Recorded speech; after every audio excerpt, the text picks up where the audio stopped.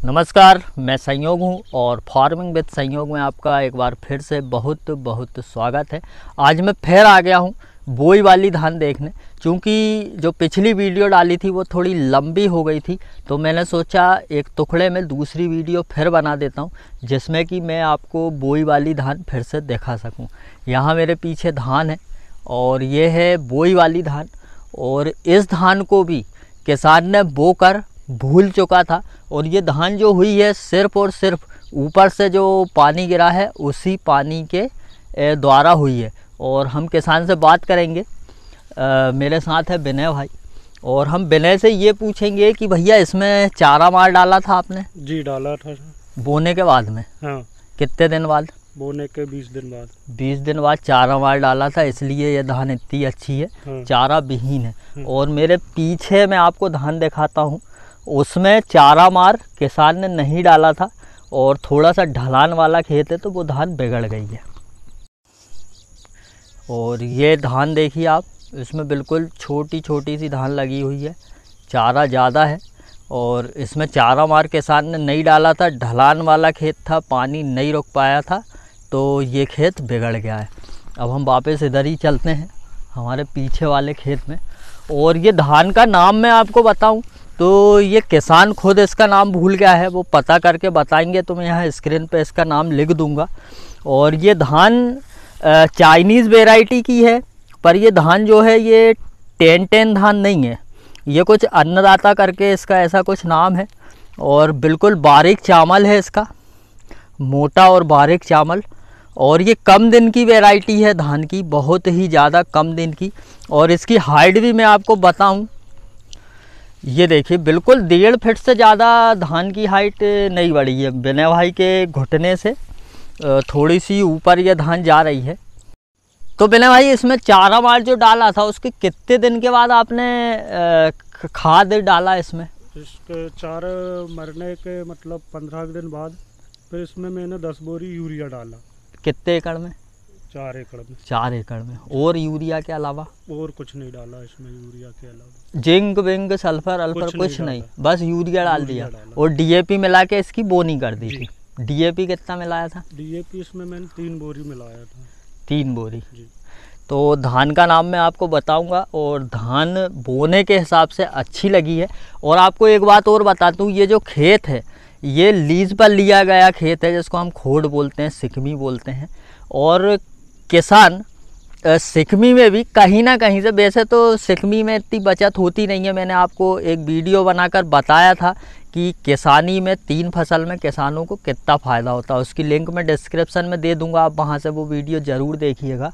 और किसान सिकमी लेकर भी कहीं ना कहीं से घुमा फिरा के बचत कर ही लेता है। ऐसा नहीं है किसानी में घाटा होता है। और कम से कम खर्चे में ये धान उगाई गई है। इसमें सिर्फ एक बार खाद डाला है किसान ने।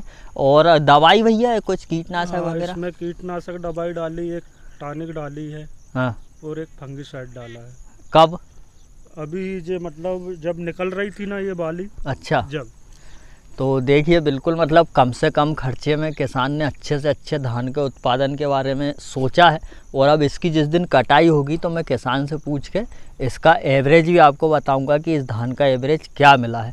वैसे तो ये धान सरकारी रेट में ही जाएगी, जो इसका रजिस्ट्रेशन होगा और उस रेट में जाएगी। तो सरकारी रेट जो भी होगा धान का मुझे पता नहीं है। मैं आपको एक और बोई हुई धान दिखाऊंगा और वो धान है शायद 17-18, और वो भी बहुत अच्छी लगी हुई है। और देखिए एक धान ये है, ये 17-18 धान है। और धान के खेत में मैं चल रहा हूँ, इसका मतलब ये है कि धान के खेत में पानी बिल्कुल भी नहीं है और इसको पानी की बहुत ज़रूरत है। ये भी बोई वाली धान है और बोई के हिसाब से 17-18 धान ने कल्ले बहुत बढ़िया किए हैं। और कहीं से कहीं तक पत्ती में मुझे इसमें गड़बड़ी नहीं दिखाई दे रही है। हालांकि मकड़ी ने घर बनाया है, मित्र कीट है ये मकड़ी। और नीचे मुझे बीपीएच के कीड़े भी नहीं दिखाई दे रहे हैं। कहीं से कहीं तक कोई फुदके वुदके भी नहीं है, मतलब कि धान अच्छी है। और धान के अगर मैं कल्ले की बात करूँ, आपको कल्ले दिखाऊं, तो इसने कम से कम पानी में जो ऊपर से पानी गिरा है उस हिसाब से कल्ले भी अच्छे निकाले हैं बोई धान के हिसाब से। हल्के से सफ़ेद मच्छर देखे हैं, मगर वो BPH इतना ज़्यादा उसमें नहीं है। 1 2 3 4 5 6 7 8 9 10 11 12 13 14 15 16 17 18 19 20 21 22 23 24 25 26 27 28, वही धान के हिसाब से धान में 28 कल्ले हैं। सभी धान में लगभग इतने ही कल्ले दिखाई दे रहे हैं मुझे, कहीं पे तो ज़्यादा ही हैं। जैसे कि ये वाली धान है, ये इसमें ज़्यादा बड़ा कूचा दिखाई दे रहा है। और इसको भी किसान खेत में बोकर, खेत में नहीं आया है, इसने कहीं भी ट्यूबवेल वगैरह से पानी नहीं दिया है। यदि किसान ने ट्यूबवेल वगैरह से पानी दिया होता तो मैं खेत में चल नहीं पाता, इसमें पानी होता। और धान अभी गबोट की अवस्था में है और इस धान को पानी की बहुत ही ज़्यादा ज़रूरत है। अगर किसान कहीं से जुगाड़ करके ट्यूबवेल वगैरह से इसमें पानी दे देते हैं तो धान बहुत अच्छा एवरेज दे देगी। वैसे तो 3-4 दिन से उमस पड़ रही है और लगभग 6-7 दिन से पानी नहीं गिरा है। अगर एक आध बार ऊपर से पानी गिर जाएगा तो ये कम से कम लागत में बोई गई 17-18 धान बहुत अच्छे एवरेज से पैदा हो जाएगी। इसमें भी किसान ने वही DAP मिलाकर बोया है और सिर्फ यूरिया डाला है। इसमें जिंक सल्फर वगैरह किसान ने कुछ भी नहीं डाली है।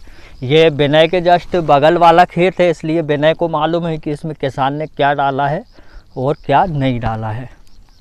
और इसी के आगे जस्ट आगे वाले खेत में भी एक किसान ने धान बोई है, तो हम वो भी देखते हैं कि वो बोई वाली धान कैसी है और उसने पानी कहाँ से दिया है या पानी नहीं भी दिया है, कौन सी धान है। तो मैंने आपको आज चाइनीज़ की वैरायटी दिखाई है, वहाँ से चल के पूसा की वैरायटी में मैंने आपको 17-18 बोई वाली दिखाई है। और आगे चलते हैं और देखते हैं कि आगे क्या है। तो एक धान ये है और ये भी बोई हुई धान है।